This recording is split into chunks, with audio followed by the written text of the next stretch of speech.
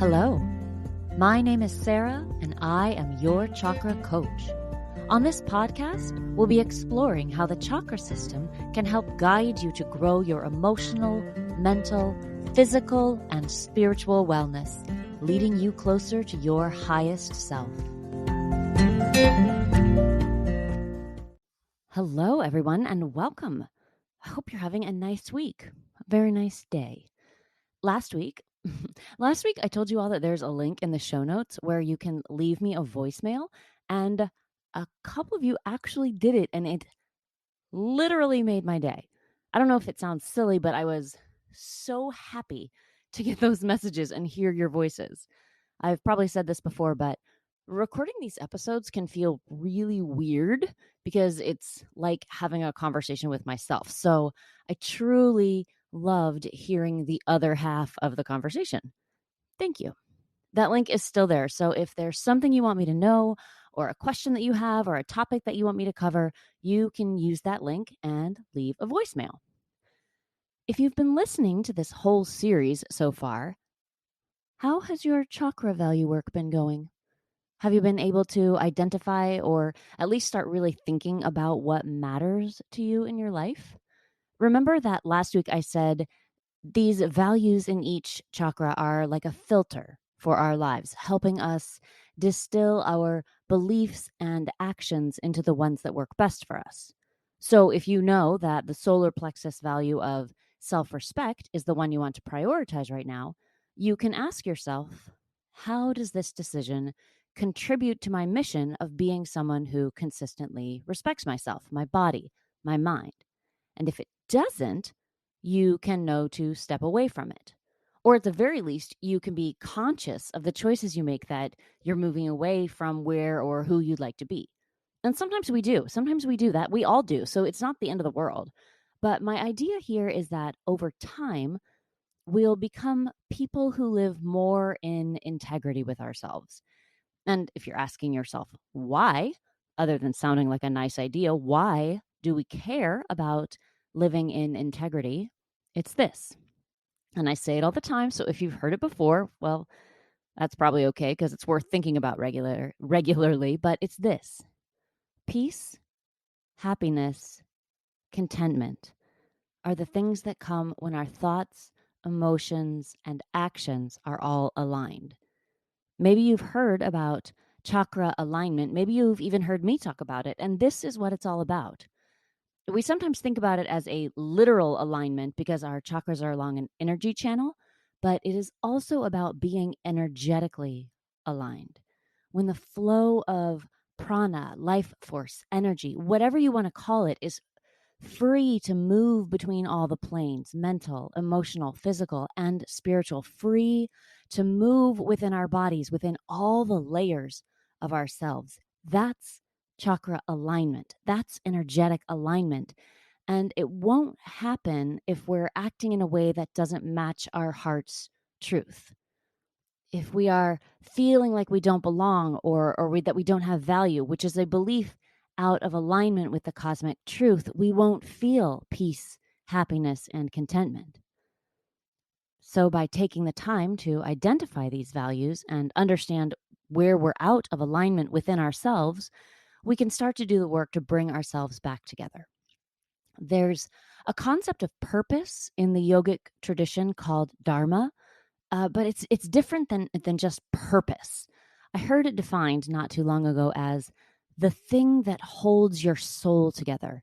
And that really hit me. Am I thinking, feeling, behaving in ways that hold my soul together? Are you? Let's use this value work to find out. This week we're discussing the heart chakra and associated values. And I'll be totally upfront with you. I had a hard time narrowing down the values that go with this chakra to just a few. Again, I have to narrow it down every week, but this one was even more difficult, partly because there are just so many, but also because every time I thought of one, I thought, oh, that's the most important. No, that's the most important.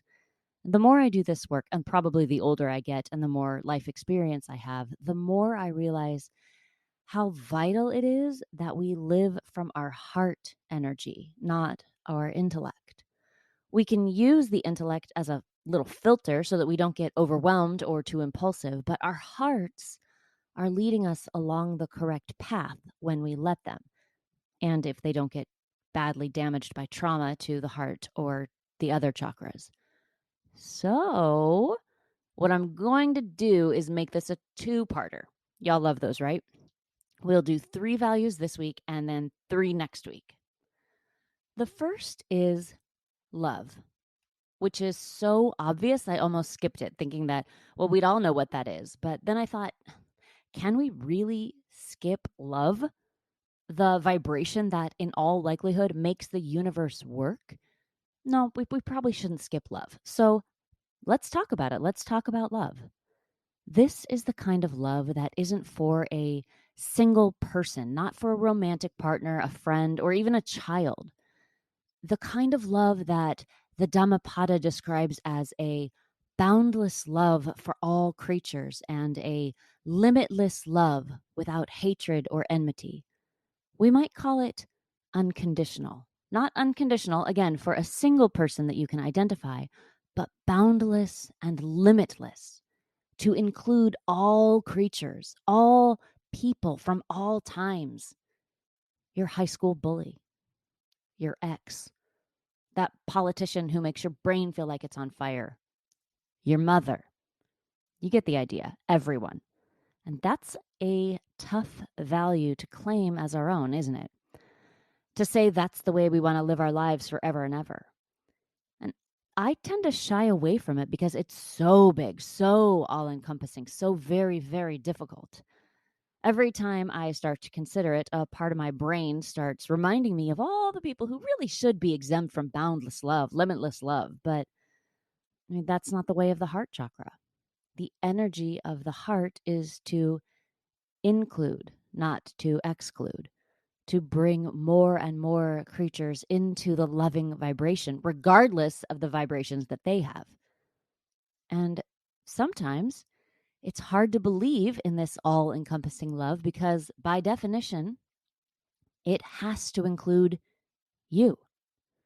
You'd have to include yourself in the boundless love without limits, without conditions. And while so many of us want to do that, we don't. We don't know how, or we don't do it. We think of a million reasons why we should be the exception to unconditional love, especially from ourselves. But what if we were able to truly live this value? If every action we took was rooted in love, love for ourselves and love for others, I imagine this would change the world faster than anything else. I mean, if everyone did that, it would be an unrecognizable world. But even if just you and I did that, I think our lives would change in an instant. We would no longer do things that hurt us. And that kind of love might even let us look beyond potential hurt from others. And we would stop hurting other people. So beautiful. And I, for one, am not sure that I'm at a place in my journey where I'm capable of it just yet. But this is a value that I strive for. It's sort of an overarching value that my other value and chakra work is designed to help me reach. Maybe only saints and maybe not even they get to that point, but I do think it's worth my effort and attention. You'll have to decide how you feel about love as a value. Maybe this is something you're ready to commit to. Maybe you think you're not ready. Maybe you think it's a ridiculous thing to spend your time on. Like all the other values, which are all important, you'll have to decide where it falls on the priority list for you. But I decided I didn't want to skip it just because it's hard or because it's obvious. I love it when we get to explore these hard concepts together and really get to thinking about them. The second of the heart chakra values I want to get into is one that I consider love adjacent. For me, it's a little easier to wrap my head and heart around it, and it is kindness. And if you're curious, this is my third value on my list of personal values. And weirdly, the one of the three that I found easiest to implement. Let me tell you what I mean by love adjacent or love light. That isn't to devalue kindness, the opposite actually, but Unconditional, boundless, limitless love is beautiful and expansive and just something that seems beyond what I can do on a day-to-day basis. But I can get closer to it if I think of kindness. Can my actions be kind? Can my thoughts be kind? When they're not, can I replace them with kind thoughts and words? Kindness feels more actionable to me, like I can do a kind thing even when I don't feel it. And I can be aware of my thoughts and what I say daily. I don't have to feel anything to be aware of them, and I can notice when they aren't as kind as I want them to be. And then I can make changes. It's like a way stop on my path to being able to love all creatures. Kindness is a space I can live in. And let's talk about how being kind is different from being nice. You may have heard this before, but if you haven't, it's a really important distinction. Nice is being pleasant, being agreeable, making other people comfortable, even if we have to lie a little sometimes to do it. Not, of course, that being nice is always a lie, but when we add a layer of benevolence, that's when something becomes kind. Kindness is given from a place of doing what is right and good, even if the effect isn't pleasing or agreeable necessarily. Kindness can be giving someone bad news that they need to hear. It isn't pleasant, but when done with that sense of benevolence, it is kind. Kind can be doing something nice, which is agreeable, but without the expectation of something in return. These two things are not mutually exclusive. An action or word can be nice or kind or both, but the value in the heart chakra is kindness, a true sense of well meaning with thought for the other person, not just what you say and how you say or do it, but for how it is received. What is the perception on the other end? To me, that's another huge difference, and one reason I strive for true, clear kindness. If I say something that I think is kind, but the receiving party doesn't think it's kind, have I been kind? I would say no, not necessarily. And I can already hear a lot of people arguing with me, and that's okay. That's okay. Everyone has to work this out for themselves. I think of it as the problem with, quote, positive stereotypes. We group people together and label them with something that we feel is a compliment, but is just a way of forcing an individual to live up to expectations they didn't set for themselves. Our compliment, which we thought was kind, might have been said with good intentions, but it fell flat on the other end. This happens. And the kind thing to do is apologize and make adjustment to our words to realize that impact is part of kindness.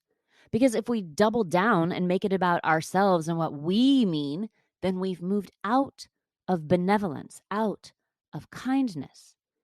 For me, this is why this value is so closely akin to love, because it takes me out of the equation. Not in a way that I don't matter, but in the way that it opens space for me to experience what I feel is the next best thing to giving unconditional love. And kindness, in that exact same way, can be turned in on ourselves. Kindness to ourselves is not always pleasant. A hard look at old beliefs and the kindness to leave them behind. Very hard, very uncomfortable, but a kindness. It can look like being gentle with ourselves when we aren't the person we want to be, when we make mistakes. We can treat ourselves with benevolence, with care, with tenderness, with kindness. As you do your chakra work this week, see if this is something that resonates with you the way it does with me. If not, just move right along. And please know that when I say that this is my third value, it isn't lesser than the other two, but it supports the other two. In fact, I might say that my second and third values are the ones holding my primary value up, but we'll get there. We'll get there. The third and final value for this week, because I told you up front we'd need to do 2 episodes on this chakra, the third value is hope. Hope. And I almost didn't include it because my feelings are so mixed around hope. On the one hand, I love it. And so many people say it's the thing that keeps us going as the human species. On the other hand, by definition, hope has us longing for some future something and not staying in the present with what is. But let's talk about it. Hope is the wanting for something to happen, for something to be different than it is now. But when I think of hope, it's deeper than that. It's a yearning for something. And I think yearning is your heart's way of showing you the path, or it can be. You can hope to be an artist, to make your living creating, to spend your time making something. And you can yearn for that. It is your heart's path. But we also speak of hope in other ways. When your friend is diagnosed with a disease, you can hope for a cure. You can even yearn for a cure. But you have no control over that outcome unless you happen to be a doctor or scientist engaged in that research. But those doctors and scientists have to have hope. They have to have the belief that a cure can be found, or they might give up. Without hope, how do we carry on? So, should I stop hoping that a cure is found, or does my hope help me change into someone who fundraises or participates in awareness campaigns? Hoping and even yearning doesn't make an artist unless that artist practices the craft. I can hope all I want that I become a famous sculptor, but as I've never sculpted anything in my life, it seems pretty unlikely. But at the same time, I love hope.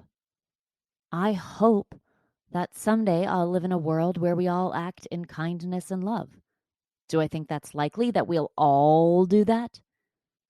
I guess I don't, but my hope is that I can change myself. So maybe you can see why my feelings are mixed. But the important question here is, how do you feel about hope? Is it something that you want to have as an important part of your life?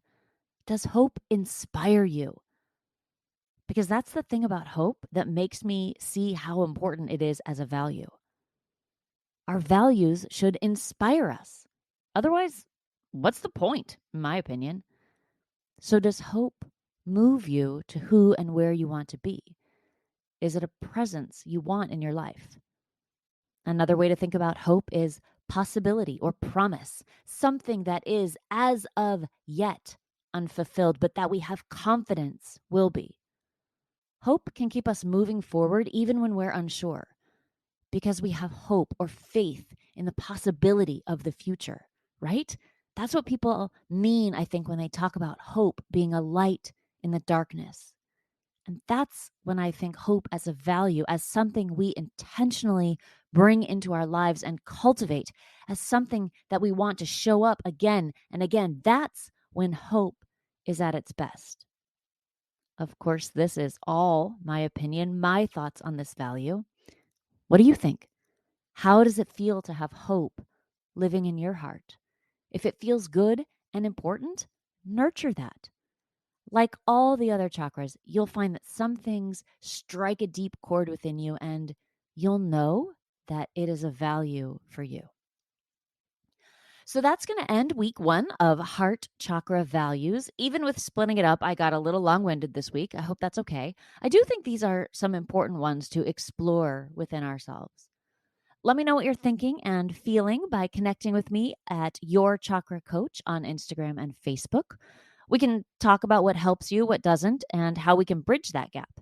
And remember that you can leave me a voicemail, which I'm evidently obsessed with now, or always you can email me at sarah@yourchakracoach.com. Until next week, my friends, my fellow chakra journeyers, I wish you all the best. I hope your chakra work goes well this week, and I can't wait to connect again. Bye.